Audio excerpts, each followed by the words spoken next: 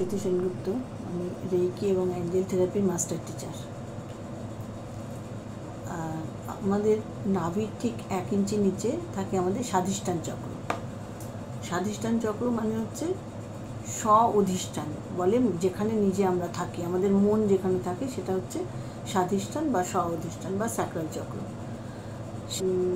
Sacral চক্রের যে মন্ত্র সেটা হচ্ছে বাম।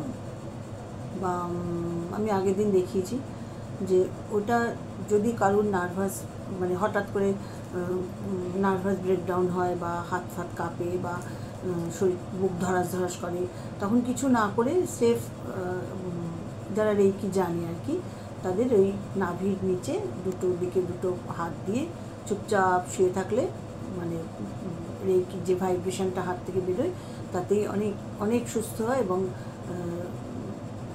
এটা মনে রাখতে হবে যে স্বাধিষ্ঠান চক্র আমাদের বাস, আমরা নিজে ওখানে অধিষ্ঠান করি। আমরা আসলে আমাদের মন থাকে স্বাধিষ্ঠানে, নাভির নিচে, ওইখানেই আমাদের মনটা থাকে, তলপেট যেটা। তো সেই জন্য স্বাধিষ্ঠান চক্র যার যত স্ট্রং হয়, স্বাধিষ্ঠান চক্র যত যার ব্যালেন্স হয়, তত সে তার নার্ভের জোর অনেক বাড়ে এবং সে যথেষ্ট শক্ত কাজকর্ম করতে পারে এবং ভয় পায় না কোনো কিছুতে। এবং স্বাধিষ্ঠান চক্র যদি কারোর দুর্বল থাকে তাহলে সে সব কাজ করতে গেলে বাধা পায়, ভয় পায়। ভয়েই বাধা এমনি কিছু পায় না, কিন্তু যদি বাধা পায় এই ভয়টাই মনের মধ্যে, যদির ভয় একটা থাকে। যাই হোক, সেই জন্য আমাদের স্যাক্রাল চক্র বা স্বাধিষ্ঠান চক্রকে সবসময় ব্যালেন্স করার জন্য চেষ্টা করতে হবে।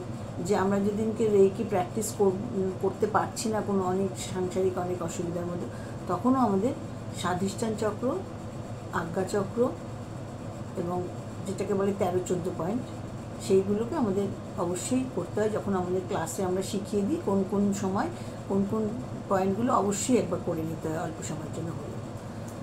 নমস্কার, ভালো থাকবেন।